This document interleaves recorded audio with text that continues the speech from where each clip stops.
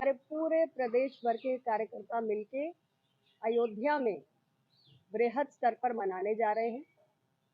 आज का ये दिन हमारे इतिहास के लिए बहुत महत्वपूर्ण है। आज का दिन हम सारे पार्टी के कार्यकर्ता मिलकर ये अवलोकन करेंगे कि पार्टी की उत्पत्ति कैसे हुई, पार्टी का उद्देश्य क्या है, पार्टी ने अपने इतने लंबे सफर में किन किन चुनौतियों का सामना किया, पार्टी ने क्या उपलब्धियां हासिल की और इसके साथ भविष्य की दिशा क्या है। आज का दिन हमारे उन सभी नींव के पत्थर को याद करने का और प्रणाम करने का दिन है जिन्होंने पार्टी संस्थापक यशाकाई डॉक्टर सोनेलाल पटेल जी के साथ संघर्ष करके, तपस्या करके इस पार्टी की नींव रखी। आज वही नींव का पत्थर है जिसके कारण अपना दल की एक बुलंद इमारत का निर्माण हुआ है। आज का दिन हमारे सभी कार्यकर्ताओं को और पार्टी के सभी विचारधारा के अनुयायियों को भी धन्यवाद देने का दिन है, जिन्होंने अपने तपस्या से, अपने आशीर्वाद से और अपने कठोर परिश्रम से पार्टी को एक छोटे से पौधे से आज एक विशाल वृक्ष में तब्दील किया है। आज का दिन भविष्य की दिशा तय करने का दिन है, इसलिए सामाजिक न्याय के व्यापक एजेंडा पर अपना दल जो इतने वर्षों से कायम है, आगे भी कायम बना रहेगा और हमारे कार्यकर्ता जनता और पार्टी के बीच में एक सेतु की भूमिका निरंतर निभाएंगे। पार्टी की विचारधारा को उनके बीच प्रचारित प्रसारित करते रहेंगे और सामाजिक न्याय के विषय से जुड़ी हुई जो हमारी मांगे हैं, चाहे भारत सरकार में पिछड़ा वर्ग मंत्रालय के गठन की हमारी मांग हो, चाहे देश में जातीय जनगणना की हमारी मांग हो, न्यायपालिका में पिछड़े वंचित समाज की भागीदारी की हमारी मांग हो, इन सब विषयों को निरंतर हमारी पार्टी के कार्यकर्ता इन विषयों पर संघर्ष करेंगे, सड़क से लेकर सदन तक। आज हमारी पार्टी केवल राज्य के सदन में नहीं बल्कि देश के सदन में भी है, तो हमारे पास ये अवसर है कि जिन मांगों को लेकर हम इतने वर्षों से संघर्ष कर रहे हैं उन्हें एक उचित प्लेटफॉर्म पर आवाज दें। और बहुत सारे ऐसे विषय हम समय समय पर उठाते आए हैं।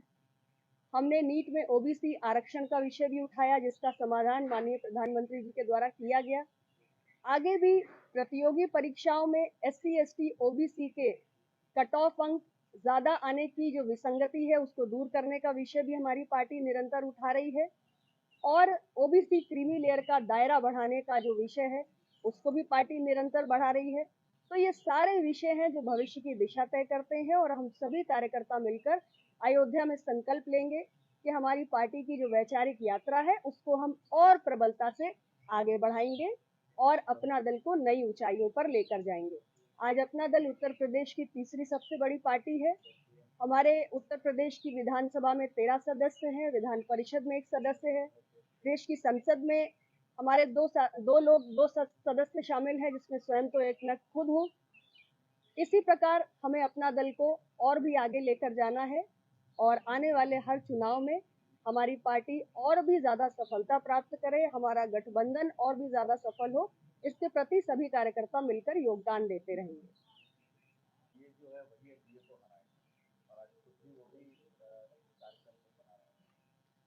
देखिए, मेरी जानकारी में भी आया है कि आज एक और कार्यक्रम हो रहा है जिसमें समाजवादी पार्टी की भागीदारी है।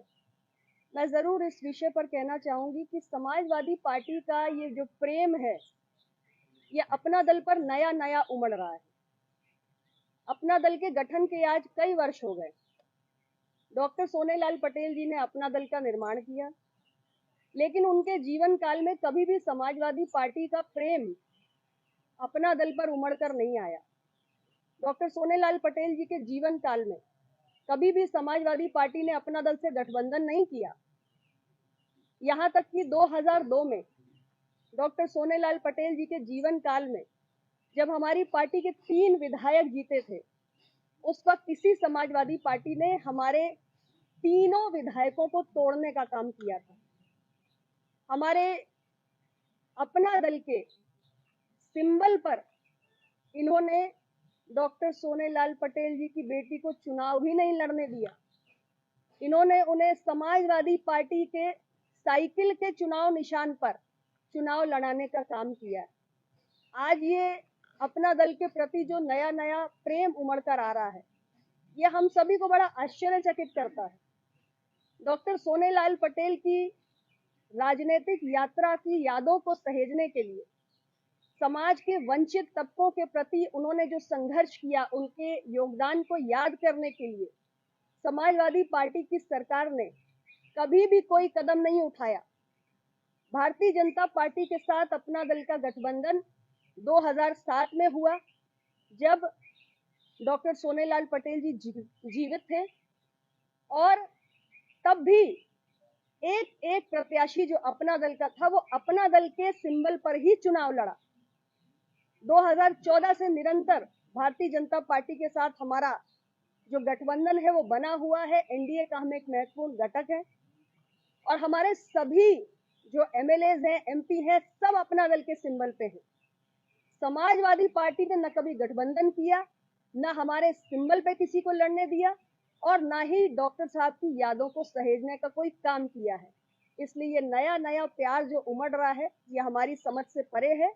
और अपना दल का जो समर्पित सिपाही है, जो डॉक्टर सोनेलाल पटेल की विचारधारा का अनुयायी है, वो पूरी तरीके से इस कुचक्र को समझ भी रहा है। और पीडीए की बात ये बार बार कर रहे हैं, पिछड़ा, दलित, आदिवासी।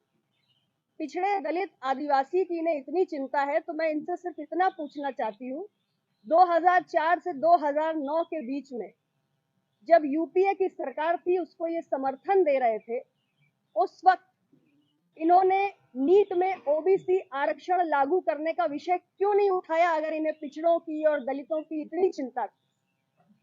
इनसे अपना दल ये भी सवाल पूछना चाहता है कि आपकी उत्तर प्रदेश के अंदर कई बार सरकार रही, आपको अगर पिछड़े, दलित, आदिवासी की इतनी चिंता है, तो आपने जातीय जनगणना क्यों नहीं कराई?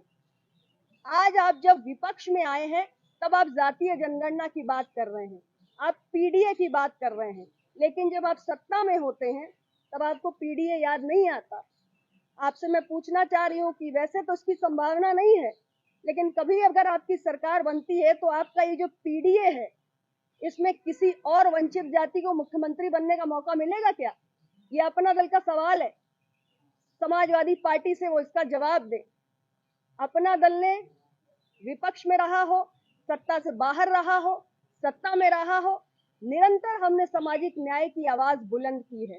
सामाजिक न्याय का हर मसला हमने राज्य की विधानसभा से लेकर देश की संसद तक उठाया है। मैं इंजीनियर, जय हिंद, नमस्कार।